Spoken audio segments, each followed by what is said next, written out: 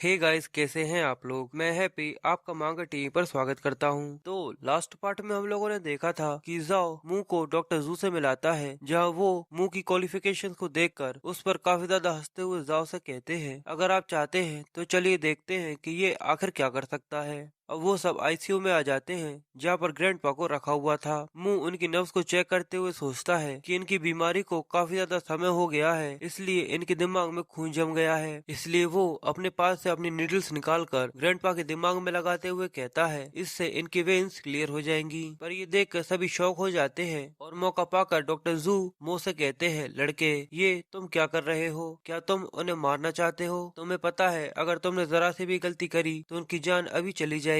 पर मो उन्हें टोकते हुए कहता है, मुझे 100 जिंदा पॉइजनस सेंटीपीड चाहिए जिससे मैं इनका इलाज कर सकूं। ये सुनकर वहाँ खड़ा स्टाफ काफी ज्यादा शॉक हो जाता है और मुंह पर चिल्लाते हुए कहता है, 100 जिंदा सेंटीपीड्स काफी ज्यादा जहरीली होती है कि ऐसे भी किसी को ठीक किया जा सकता है। तभी डॉक्टर जू चिल्लाते हुए आगे आते हैं और कहते हैं, मुझे तुम पर तभी से शक था जब तुम यहाँ पर पहली बार आए थे। तुम यहाँ पर सबको बेवकूफ बना सकते हो, पर क्या तुम्हें ऐसा लगता है कि तुम मेरे जैसे प्रोफेशनल डॉक्टर को, जिन्हें इतने सालों का एक्सपीरियंस हो, उसे बेवकूफ बना सकते हो? 100 जिंदा सेंटीपीड्स काफी ज्यादा जहरीली होंगी, अगर वो किसी को भी काट लें तो वो तुरंत ही मर जाए। मुझे ऐसा लगता है कि तुम्हें जाओ फैमिली के दुश्मनों ने यहाँ पर ग्रैंडपा जाओ को मारने के लिए भेजा है। फिर वो जाओ से कहता है, आपके ग्रैंडपा बहुत ज्यादा पावरफुल इंसान है, इसलिए लोग उन्हें मारना चाहते हैं। आपको ऐसे लोगों से बचकर रहना होगा। जाओ ये सुनकर सोचता है कि डॉक्टर जू ठीक कह रहे हैं, अगर मैं इसकी बात मान लेता तो इसने मेरे ग्रैंडपा को मार ही देना था। फिर जाओ अपने गार्ड से कहता है कि मो को पकड़कर यहाँ से ले जाओ। पर जैसे ही वो मो को पकड़ने के लिए आगे जाते हैं, मो उन्हें झटकारते हुए कहता है, मैं खुद से ही चल सकता हूँ। पर जैसे ही मो जाओ के साइड में से निकलता है तो वो उसे कहता है, अगर आज रात तुम्हारे ग्रैंडपा मर जाते हैं तो इस सब की जिम्मेदारी तुम्हारी होगी। जिसके बाद नेक्स्ट सीन ड्रैगन सिटी के प्रिजन का होता है। यहाँ पर ड्रैगन सिटी के सभी कैदियों को रखा जाता है। वहाँ वो गार्ड्स मो को अंदर ले जाते हुए आपस में बात करते हुए कहते हैं, इसे सेल 002 में डाल देते हैं, जिससे इसे मेडिसिन बनाने का अच्छा टेस्ट आ जाए। तो दूसरा गार्ड उससे कहता है, वो इससे खेल लेंगे क्योंकि इसने ओल्ड जाओ को मारने की कोशिश की है और ये इसकी जिंदगी की सबसे बड़ी गलती है। फिर वो गार्ड्स मो को सेल 002 में डालकर उससे कहते हैं, अब जब तक तुम यहाँ पर हो अच्छे से एंजॉय करना, जो बोलकर वो हंसते हुए वहाँ से चले जाते हैं। तभी मो अपने सामने 3 बॉडी बिल्डर प्रिजनर्स को देखता है, जो मो से पूछते हैं, बच्चे आखिर तुमने क्या किया है? तो मो वहीं पर साइड में बैठ जाता है और उनसे कहता है, मैंने किसी की जान बचाने की कोशिश की थी, इसलिए उन लोगों ने मुझे यहाँ पर डाल दिया।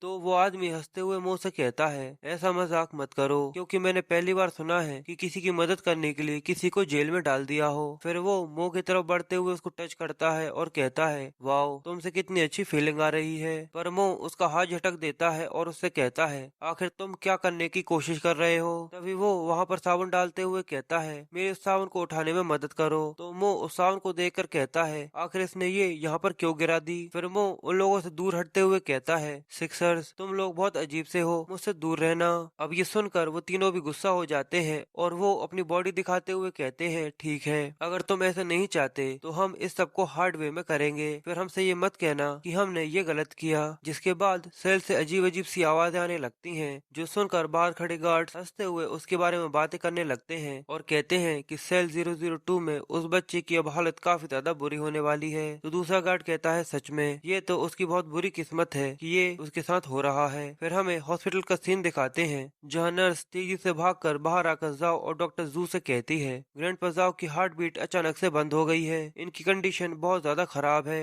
अब जैसे ही जू अंदर आता है और वो देखता है कि ग्रैंडपा जू की हालत काफी ज्यादा खराब थी और उनकी पल्स भी अब बंद हो चुकी थी। जाओ डॉक्टर जू को गले से पकड़ लेता है और गुस्से में उनसे कहता है, डॉक्टर जू आपने तो कहा था कि मेरे ग्रैंडपा अभी 1 महीने तक जिंदा रह सकते हैं, फिर ये क्यों हो गया? डॉक्टर जू हैरान होते हुए कहते हैं, मुझे भी इसके बारे में नहीं पता कि आखिर ये क्या हो रहा है। पर वो जू को शांत करते हुए कहते हैं, इनकी पल्स टेम्परेरी तौर पर बंद हुई है, हमारे पास अभी भी मौका है, हम इन्हें बचा सकते हैं, कृपया शांत हो जाइए। तो जाओ उनसे कहता है, तो जल्दी करो कि इसके लिए आपको मुहूर्त निकालना पड़ेगा। अब डॉक्टर जू जल्दी से ग्रैंडपा को शॉक देने की तैयारी करने का बोलते हैं, तो उनके साथ वाले डॉक्टर्स उनसे कहते हैं, ये नामुमकिन है, अगर इन्हें शॉक दिया गया तो इनके दूसरे ऑर्गन्स खराब हो सकते हैं और इनर ब्लीडिंग की वजह से इनकी मौत जल्दी ही हो जाएगी। और वहीं जू दीवार से टिक कर सोचता है कि ये सब मेरी गलती है, ये सब मेरी लापरवाही की वजह से हो रहा है। फिर वो सोचता है क्या ग्रैंडपा को बचाने का इसके अलावा कोई और तरीका नहीं है, पर तभी उसे मो की वो बात याद आती है जो उसने वहाँ से जाते हुए कही थी। उसने जाओ से कहा था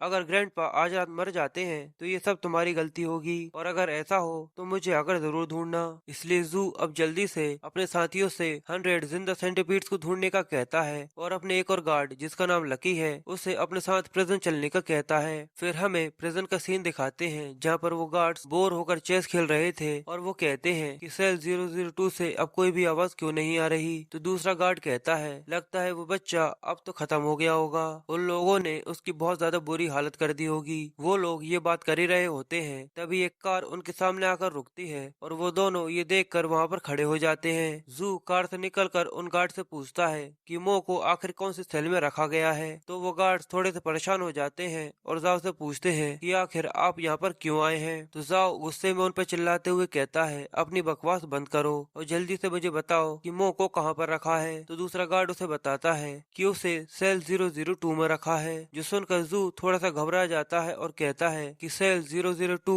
इस पूरी ड्रैगन सिटी की सबसे ज्यादा खतरनाक और साइकोपैथिक सेल है। जाओ जल्दी से भागकर सेल 002 की तरफ जाने लगता है और सोचता है अगर मो को कुछ हो गया तो सब खत्म हो जाएगा। पर जैसे ही जाओ सेल 002 को देखता है तो वो ये देखकर काफी ज्यादा हैरान हो जाता है क्योंकि वो चारों मो को एक प्रिंस की तरह ट्रीट कर रहे थे। तभी मो जाओ को देखकर कहता है तो तुम आखिर यहाँ पर आ ही गए। अब नेक्स्ट सीन हॉस्पिटल का होता है जहाँ मो उनसे 100 पॉट्स को तैयार करने का कहता है जिसमें वो हर्ब्स डाल देता है और उसमें आग लगा देता है। ये देखकर डॉक्टर समझ जाते हैं कि मो एक लॉस्ट आर्ट को परफॉर्म कर रहा है जिसे डैन फर्नेस फायर कंट्रोल कहते हैं। मो अपनी उंगली के इशारे से फायर को कंट्रोल करता है और डॉक्टर जू ये देखकर काफी ज्यादा हैरान होते हैं और सोचते हैं कि ये लड़का इस तरीके से किसी मैजिक को परफॉर्म कैसे कर सकता है, आखिर ये कौन है और कहां से आया है। और जू भी ये देखकर सोचता है मुझे लगता है कि शायद ये ग्रैंडपा को बचा सकता है। फिर वो इशारा करता है जिससे सभी पॉट से फायर निकलकर आसमान में इकट्ठी होती है और उससे एक पिल बनती है जो मो के हाथ पर आकर रखा जाती है। तो मो उन लोगों से कहता है एलेक्सर तैयार हो चुका है, अब बस 100 सेंटीपीड्स को लेकर आना है जिन्हें इस एलेक्सर के साथ ग्रैंडपा को खिलाने से उनकी तबीयत ठीक हो जाएगी। तो डॉक्टर जू जाओ से कहते हैं मैंने ऐसा कभी भी नहीं देखा, क्या सच में तुम किसी जिंदा सेंटीपीड को इन्हें खिलाने वाले हो। तो जू गुस्सा होते हुए डॉक्टर जाओ से कहता है कि आपके पास इसके अलावा कोई और अच्छा तरीका है। फिर मो ग्रैंडपा जू को एलेक्सर और वो जिंदा सेंटीपीड खिला देता है जिसके बाद वो सभी बस वेट करने लगते हैं। पर बस थोड़ी ही देर के बाद ग्रैंडपा की पल्स फिर से चलने लगती हैं जो देखकर सभी लोग काफी ज्यादा हैरान हो जाते हैं और कहते हैं कि ये लड़का झूठ नहीं कह रहा था, इसके एलेक्सर ने ग्रैंडपा को हील कर दिया। फिर ग्रैंडपा अपनी आंखें खोल लेते हैं जिसके साथ ये पार्ट यहीं पर खत्म हो जाता है। हे गाइस, कैसे हैं आप लोग। मैं हैप्पी आपका मांगा टीवी पर स्वागत करता हूं। तो लास्ट पार्ट में हम लोगों ने देखा था कि जाओ मो को ड्रैगन सिटी के प्रिजन से छुड़ा के ले आता है और मो हॉस्पिटल में अपने lost art Dan furnace fire control का इस्तेमाल करके एक एलेक्सर बनाता है जिसे सेंटीपीड के साथ ग्रैंडपा को खिला देता है। जिसके कुछ ही देर बाद उनकी पल्स चालू हो जाती है। ये देखकर सभी शॉक हो जाते हैं और सोचते हैं मो झूठ नहीं कह रहा था। अब जाओ ग्रैंडपा के पास जाकर बैठता है और वो इन्हें जिंदा देखकर काफी ज्यादा इमोशनल हो गया था। ग्रैंडपा जाओ को देखकर उससे कहते हैं मैंने सपने में देखा कि एक बड़ी सी सेंटीपीड मुझे अंदर से चबा रही थी और उठाने की कोशिश कर रही थी। जाओ ग्रैंडपा को बताता है ये कोई सपना नहीं था, आप काफी ज्यादा लंबे समय से कोमा में थे पर हेवनली मास्टर ने अब आपको बचा लिया है। ग्रैंडपा मो को देखकर जाओ से कहते हैं मेरे सेक्रेटरी को अंदर बुला दो। फिर कुछ समय बाद ग्रैंडपा उठकर बैठ जाते हैं और हंसते हुए मुंह से कहते हैं मैंने कभी सोचा नहीं था कि मैं इस उम्र में किसी एक्स्ट्रा ऑर्डिनरी इंसान से मिल पाऊंगा। पर तभी जाओ मुंह के सामने झुककर उससे अपनी गलती और इस लापरवाही की माफी मांगते हुए कहता है ये काफी अच्छी बात है कि आप उस प्रिजन से सही सलामत आ गए। पर साथ ही वो अपने मन में सोचता है जरूर उन लोगों ने इन्हें अंदर से तोड़ दिया होगा।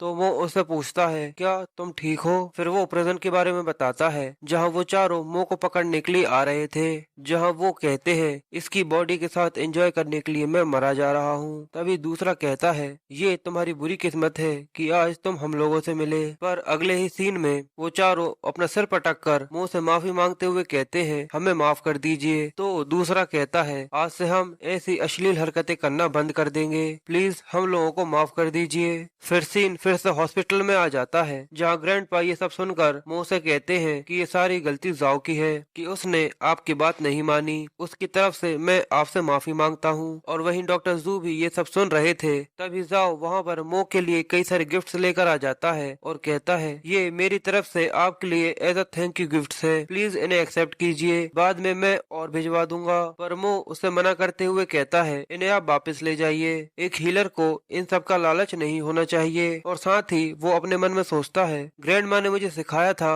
कि मुझे किसी भी चीज का लालच नहीं करना चाहिए। फिर वो जाओ से आगे कहता है, अब प्रॉब्लम सॉल्व हो गई है और यहाँ पे कुछ भी ऐसा नहीं है जिसके लिए मेरी जरूरत हो, इसलिए अब मैं घर जा रहा हूँ। और साथ ही वो सोचता है कि अगर मैं और ज्यादा लेट हुआ तो आंटी जियांग मेरे लिए टेंशन में आ जाएंगी। जो बोलकर वो जाने लगता है तो जाओ मो को रोक कर उसे पूछता है कि मैंने अभी तक आपका नाम तक नहीं पूछा, आपका नाम क्या है? तो मो अपना नाम क्विंग मो बताते हुए वहाँ से चला जाता है। और ग्रैंडपा मो का नाम सुनकर सोचते हैं, ये लड़का काफी ज्यादा यंग होने के बाद भी बहुत ज्यादा नोबल है, मेरी जाओ फैमिली को इसके साथ अच्छे रिश्ते बनाने ही होंगे। अब सीन जियांग के घर का आ जाता है, जहां हमें जाओ युन को दिखाते हैं, जहां जाओ युन काफी ज्यादा भूखी थी और गुस्से में बड़बड़ाते हुए अपने रूम की तरफ बढ़ती है और कहती है, माँ पूरी तरह से पागल हो गई है, मो नहीं आया इसलिए उन लोगों का वेट किया और खाने के लिए कुछ भी नहीं बनाया। मो, मैं तुम्हारी वजह से बहुत ज्यादा भूखी हूँ, मुझे तो तुम्हारे साथ ब्रेकफास्ट करने में भी अब मुश्किल होने लगी है।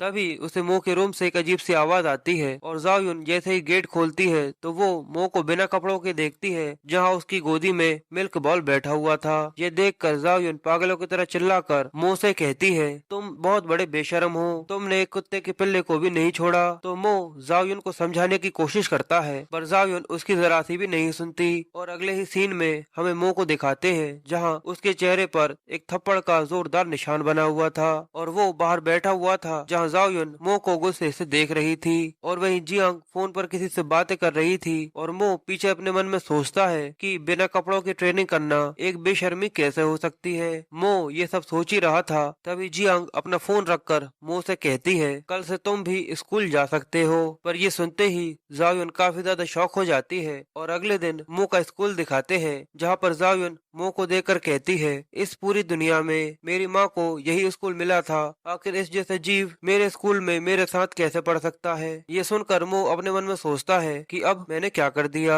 जाओ युन मो से कहती है, यहाँ किसी को मत बताना कि हम लोग साथ में रहते हैं। पर ये बात वहाँ खड़े कुछ लोग सुन लेते हैं और एक स्टूडेंट अपने मन में सोचता है, ये ठीक नहीं है, मुझे ब्रदर क्वान को इसके बारे में बताना होगा।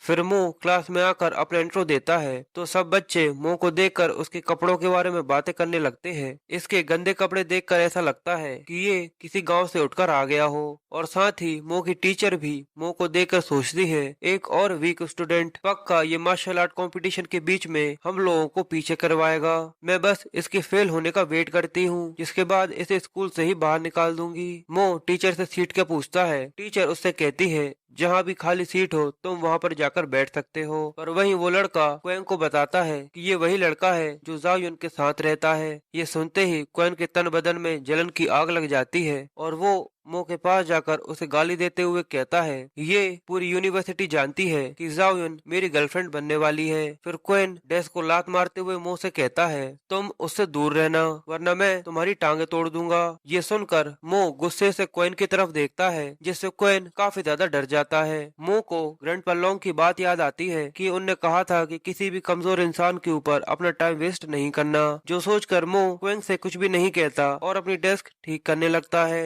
ये देखकर क्वेन सोचता है, आखिर ये क्या हुआ। तभी क्वेन के पीछे खड़े कुछ स्टूडेंट्स आपस में बातें करने लगते हैं कि क्वेन डिपार्टमेंट ऑफ फिजिकल एजुकेशन का स्टार है, इसके पावर और पैसे ने इस नए बच्चे को काफी ज्यादा डरा दिया है, ये तो सच में काफी ज्यादा खतरनाक है। वो लड़का इससे इतना डर चुका है कि वो ठीक से कुछ बोल भी नहीं पा रहा। ये सुनते ही क्वेन फिर से जोश में आ जाता है और मुंह पर चिल्लाने लगता है। तभी वही लड़का पीछे से आकर उसे रोकते हुए कहता है, मार्शल आर्ट कंपटीशन जल्दी ही शुरू होने वाला है, हम इसे बाद में देख लेंगे, वरना इसकी वजह से हम लोग वहाँ जाने के लिए लेट हो जाएंगे। इसलिए क्विन मुंह से कहता है, नए लड़के, मार्शल आर्ट कंपटीशन में तुम हम लोगों को चाय और पानी ला कर दोगे। जिसके साथ ये पार्ट यहीं पर खत्म हो जाता है।